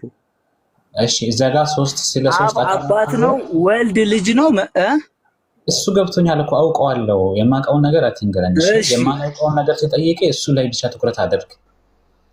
እዚህ ጋር ሶስት አምላክ ሶስት ሲባል ምናቸው ተቆጥሮ ነው ስለ አካላቸው አልከኝ አይደለ? ከዛ ደግሞ እነዚያን ሶስት አካላት ደግሞ ሶስት ጌቶች ናቸው አለ። በእያንዳንዱ በየግላቸው ጌታ ናቸው እያለ ነው። አይደለም እሱን እኮ ነው አሁንም እየነገርኩ ያለሁት። ለኔ እነሱ ሶስቱ ጌታ ሲባልና አንተ ባለህ ሜንታሊቲ ሲባል ለአንተ ልክ አይደለም። እኔ ግን ሶስቱ ጌቶች ቢባል እንኳን በባህሪ አንድ እንደሆኑ ስለማቅ አይምሮዬን አይረብሸኝም። አንተ ባለ ሜንታሊቲ ግን ለምሳሌ አንድ አላህ ብለህ ስለምታስብ አብን እንደ አላህ ወልድንም ለብቻው እንደ አላህ ለብቻ ቁጭ ያረግን ስለሚመስልህ ነው። አሁን እኮ አስተሳሰብ ላይ ነው ችግር የፈጠረብህ። አይደለም እኮ ብራዘር፣ አንድ ቆይ ምን መሰለህ፣ አሁን እዚህ ላይ የተባለው ስለ ሶስት አካላት ብቻ ሳይሆን አንደኛ ሶስት አካላት ናቸው ብላችሁ ቁጭ ያሉ ሶስት አካላት ናቸው ብላችሁም ታምናላችሁ። ምክንያቱም ሶስት አካል ሲባል ሶስት ሲባል ራሱ ተቆጥሮ ነው። ስለዚህ ተቆጥሮ ከሆነ እነዚህ አካላት ሶስት አካላት የተባሉ ሶስት አካላት አለ ማለት ነው። አንድ ይሄን ያዘል አንድ አምላክ በሶስት አካላት አይደለም። እንደዚህ አድርገህ ሙሉን እንደዚህ አድርገህ አይደለም። ሶስት ጌቶች ናቸው የሚለው አሁን ጌትነታቸው አንድ ጌታ ሶስት አካል ቢኖሩ አንተ ልክ ነበርክ፣ እኔ ስህተት ነበርኩ። አሁን ግን ሰይፈ ስላሴ ምዕራፍ 5 አንቀጽ 23 ላይ ያመጣሁት ያለው ሶስት ጌቶች ነው ያለው እንጂ አንድ ጌታ ሶስት አካል አላለም። ፎር ኤግዛምፕል አሁን ለምሳሌ በዛው በኢየሱስ ክርስቶስ ልምጣልህና ማለት ነው። አሁን ኢየሱስ ክርስቶስ ምድር ላይ ያለ ጌታ ይባል ነበር አይደል? በመጽሐፍ ቅዱሱ በጌትነት ጌታ የተደረገ ጌትነት ነበረው። ራሱ ጌታ ይሉታል ኢየሱስ ክርስቶስን ማለት ነው። እነ ዮሴፍም ምናምን ያውና አብርሃምም ጌታ ይባላሉ፣ ችግር የለው አይደለም። በአምላክነቱ ነው የምልህ። የነሱ ጌትነት ችግር የለውም፣ ለማንኛውም እንደሚጠራው አይነት ጌትነት ነው የነ አብርሃም ማለት ነው። ኢየሱስ ክርስቶስን ግን ጌታ ይባል ነበር። በምድር ላይ ያለ አብ ሳይታይ ማለት ነው። አብ ሳይታይ ጌታ ይባል ነበረ። አብን ጌታ በምንልበት መንገድ ነው ምድር ላይም ያለውን ኢየሱስ ክርስቶስን ጌታ የምንለው። ስለዚህ አሁን ለምን ትለፋለህ? ቆይ አንዴ አሁን ባጭሩ ሶስቱም ጌታ ከሆኑ ሶስት ጌቶች ናቸው ብለህ ማረፍ እኮ ነው። ኢየሱስ ክርስቶስ ምድር ላይ በነበረበት ጊዜ ጌታ የሚባል ከነበረ አንድ ጌታ፣ ሰማይ ላይ የነበረው ደግሞ አብና መንፈስ ቅዱስም ደግሞ ጌታ ከተባሉ ሶስት ጌቶች ነበሩ ማለት እኮ ነው። በቃ የተጻፈው ነገር ትክክል ነው፣ የእናንተ እምነት ትክክል ነው፣ እኔም ያቀረብኩት መንገድ ትክክል ነው። ሶስት ጌቶችን ታመልካላችሁ። በቃ ጨረሰ። ግን አንተ አሁን ጌቶች ሶስት ጌቶችን ስትል አንተ የምትልበት ሜንታሊቲ እና እኛ አንድ አምላክ ስለምንል በአምላክነት አንድ ናቸው ስለምንል ሶስት ብቻ ብለህ ቁጭ አትልም።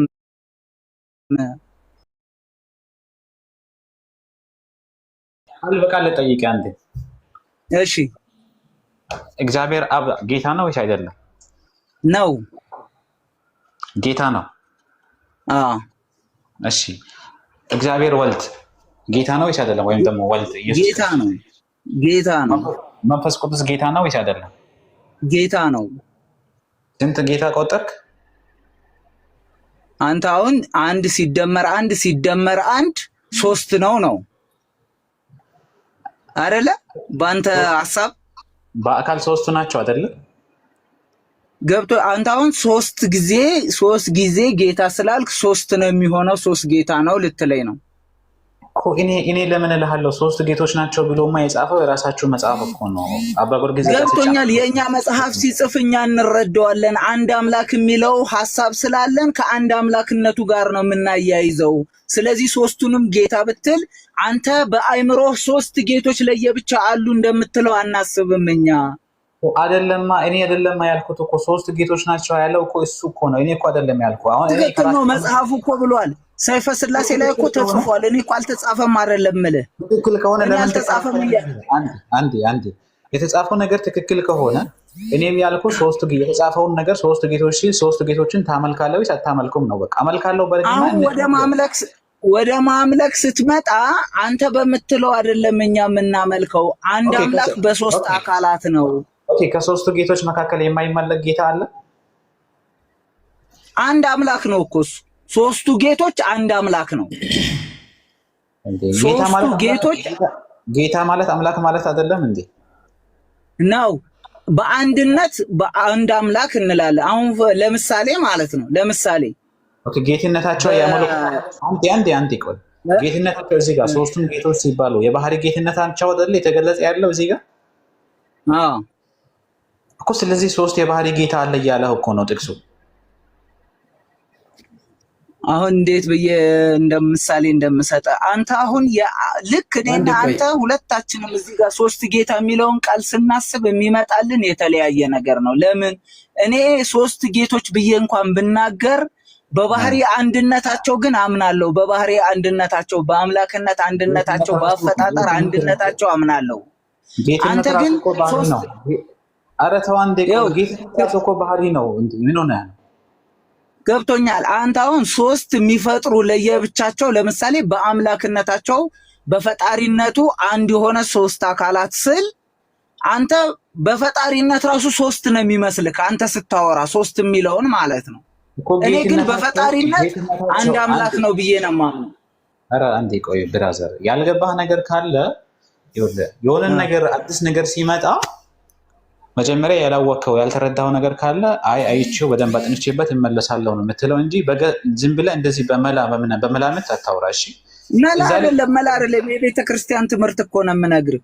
ቆይ እኮ አሁን ያወራህ ያለው በቃ የሆነ ሜቢ በሚመስል ቋንቋን እያወራህ ያለው አንቀጹ ላይ አይደለም። አንዴ ሶስት ጌቶች ናቸው እያለ ጌትነታቸው ደግሞ የባህሪ ጌትነት ነው ብለህ ያመንክ ዞር ብለህ ደግሞ አይደለም እንደዛ አይደለም ትለኛለህ። አሁን ከተሳሰተ አባ ጊዮርጊስ ዘጋስጫ ተሳስቷል ብለህ እሱን ማራ። አንድ መጽሐፉን አልቀበልም ማለት። ሁለት ደግሞ ያለህ አማራጭ ምንድነው? አዎ ሶስቱ ጌቶችን አመልካለሁ እዛ ላይ የተጠቀሱትን ሜሽን የተደረጉ ሶስቱ ጌቶች አሉ አመልካለሁ ብለህ መደምደሚያ መስጠት እኮ ነው። ለምንድን ነው የምንከራከረው? ይሄ የሚመጣው በአንተ ጭንቅላት ነው። ይሄ አስተሳሰብ በአንተ ጭንቅላት ነው። አሁን አንተ እኮ በአባ ጊዮርጊስ ዘጋስጫ ጭንቅላት ነው የመጣው። እሱን የጻፈው በጣም ጥሩ። በአባ ጊዮርጊስ ዘጋስጫ አስተሳሰብ ደግሞ ከሄድን ማለት ነው አንድ አምላክ በሶስት አካላት ስለሚል አንድ አምላክ በሶስት አካላት ያለውን አንድ ጌታ እንደገና ሶስቱንም ለየብቻም ጌታን ብንል እንችላለን ነው በአባ ጊዮርጊስ ዘጋስጫ ማለት ነው። ያንተ ሜንታሊቲ አንድ ጌታ ከሆነ ጌትነታቸው የጌትነት ባህሪያቸው አንድ ከሆነ አንድ ጌታ ብሎ ነበረ መጻፍ የነበረበት እንጂ ሶስት ጌቶች ብሎ መጻፍ አልነበረበትም። ስለዚህ ሶስት አካላት ስለሆኑ አካላት ደግሞ አሉ። ሶስት ለየብቻቸው የምታያቸው አካላት ስላሉ እነዛንም ጌታ ብትል ችግር የለውም ነው እኮ። ታዲያ ችግር ከሌለው ለምን ሶስቱንም ጌቶች አመልካለሁ አትልም ታዲያ? አንተ ደግሞ በአንተ አስተሳሰብ ልክ አይመጣም። ለምን እኔና አንተ ስንል ልክ አይመጣም ያልኩ ለዛ እኔ አንድነታቸውንም ስለምቀበል በተለያየ መንገድ ብጠራ ለእኔ ይሰራል ለኦርቶዶክስ። አንተ ግን ያንተ ሜንታሊቲ አንድ ጊዜ አላህ አንድ ነው ብለህ ስላልክ ያኛው አላህ ለብቻው ይሄኛው አላህ ለብቻው ያኛው አላህ ለብቻው ወደሚል ነው የሚያመጣ። አንተ ገና ሲጀመር አንተ ራስህ እኮ አልከ ሶስት አካላት የተለያዩ ሶስት አካላት ስላሉ እያንዳንዳቸውን ጌታ ስለሚባሉ ስለዚህ ለዛ ነው ሶስት ጌቶች የተባለው አልከ። በቃ ምንም ለውጥ የለውም። አሁን ያወራ ያለው ራስህ ትናገርና ለራስህ ደግሞ መልስ ትሰጣለህ። ለእኔ አይደለም መልስ እየሰጠ ያለው። ስለዚህ ባጭሩ አሁን ምን መደረግ አለበት? እዛ ላይ ሶስት ጌቶች ተብሏል። ሶስቱን ጌቶች ታመልካለህ። በቃ ባጭሩ እዚህ ጋር እንቋጭ። ሶስት ጌቶች ታመልካለህ አይባልም። የሚመለከው አንድ አምላክ ነው። አታመልክም? ከሶስቱ ጌቶች መካከል የማታመልከው አካል አለ? አንድም ሶስትም የሚለውን ሙሉ ለሙሉ ካልተቀበለ አንድ ሰው ይሄ ነገር ልክ አይመጣለትም። አንድም ሶስቱ አንዴ አልጠየቅኩም። የጠየቅኩህ ከሶስቱ መካከል ከሶስቱ ጌቶች መካከል የማታመልከው አካል አለበት? ይሄንን ሜንታሊቲ የሚፈጥርብህ እኮ መጀመሪያ ያዝከው ሀሳብ ነው። ወደ አንድም ሶስትም ወደሚለው ካልመጣህ ልክ አትመጣም። ጥያቄው ራሱ ስህተት ነው የሚሆንብህ። ጥያቄው ላይ ሶስትም የሚለው አረ ተረጋጋ እስቲ እንዴ። ጥያቄው ላይ ፎከስ አድርግ።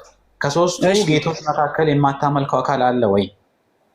አንተ ከሶስቱ ጌቶች መካከል ስትል አንድ አምላክ ነው ብዬ ነው የማመልከው እኔ።